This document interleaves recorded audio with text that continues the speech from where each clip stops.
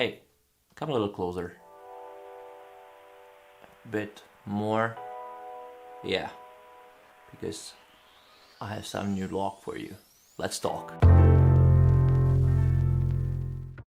Alright guys, I have a new vlog for you, and today's topic is September time. And for you who doesn't know what that means, it means that a lot of countries already said when their submission window is open. A lot of countries just said they're going to Eurovision, and some countries already done the submissions and they're finished it, and they're now in the process of selecting a song. And the September time, it's the most important time for Eurovision. As far as you know, the rules are that none of the song can be older than 1st September, which actually is now. So whoever have a song right now and haven't sent it anywhere into any TV, now it's your time. Now it's your turn. That as well mean that we already can, really think who can be our representative for our country, who countries will select, what kind of trends will they follow, and will they follow any trend. All countries basically internally choosing songs. The difference is if they're internally choosing the songs for the national selection, so like 6 to 20, or they're selecting just one which represents the country. And we see some parents in here, what countries who are calculating more, which means they're doing internal selection.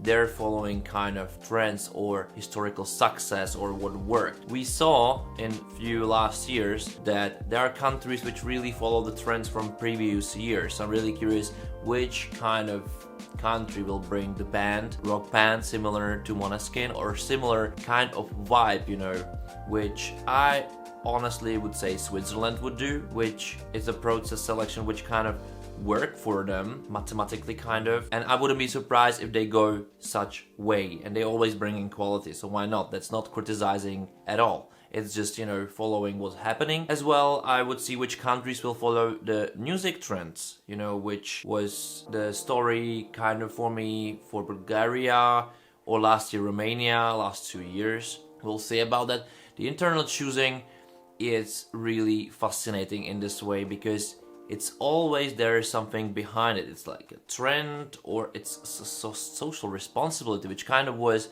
the Netherlands, which they already closed their selection process and they're now selecting the song. And of course there are countries which are selecting, the whole context kind of for their shows, which it's harder, it's more difficult because it's a mixture. We can see the approach of Sweden or the Norway, which they always have the modernity, they have some kind of mainstream, some kind of Eurovision, and some kind of, how's it called, like legend welcoming or something like this, that they already respect their roots in their country and their music industry, which is kind of nice. And I think for the show, the television show, this diversity is really important as well. It can be a bit tricky who's gonna win the Eurovision or who's gonna win their national selections. I'm really curious what kind of patterns especially those two countries will follow in their selections, and what kind of songs they have, of course, because they can't affect what kind of songs they have. I'm really curious about it because I see that they are stuck somewhere, not going forward, being that inspirational as they were.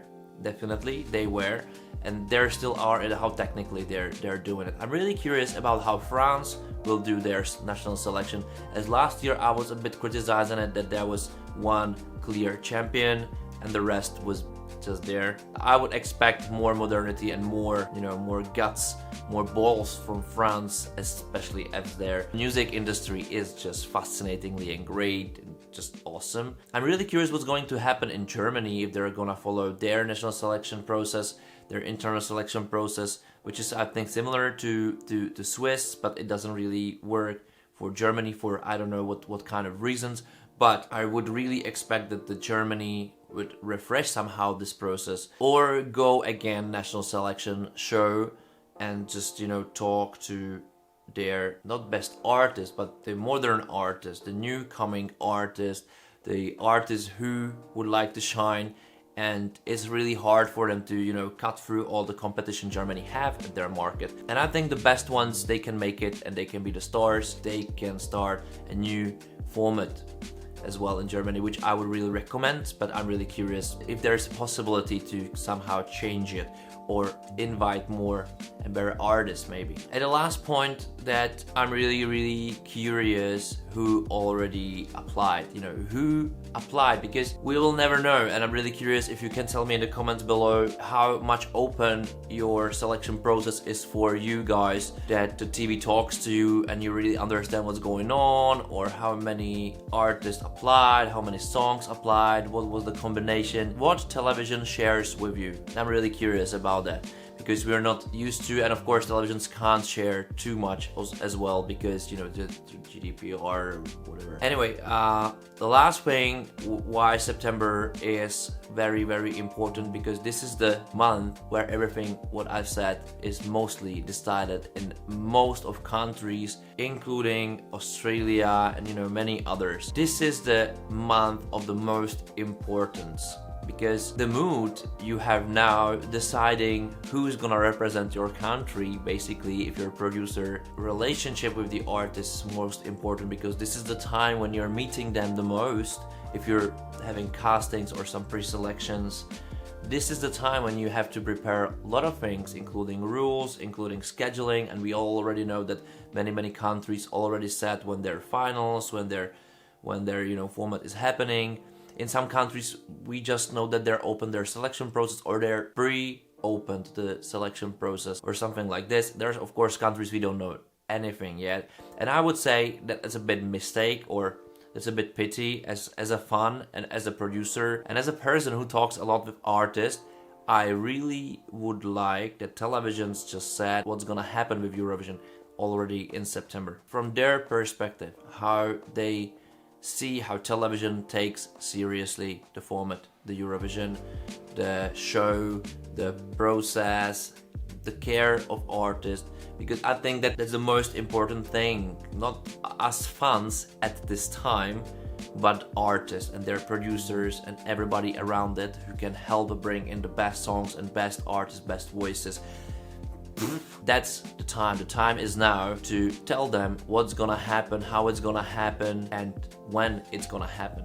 I think this is the most important, because anything else which is like, we don't know how, that's not it. And that's why I really like the countries who already said what's gonna happen, when it's gonna happen, how it's gonna happen. Everybody understands the process, or it's a big tradition. And that's basically it. I'm really curious what's gonna happen this year in Italy, which city is gonna be there. Write me in the comments below which city you think it's going to host Eurovision. Write me anything in the comments below, because it's a communication. And I think if we and the televisions and television professionals, if we communicate more with each other, more better results we get, and more understandments for each other we get.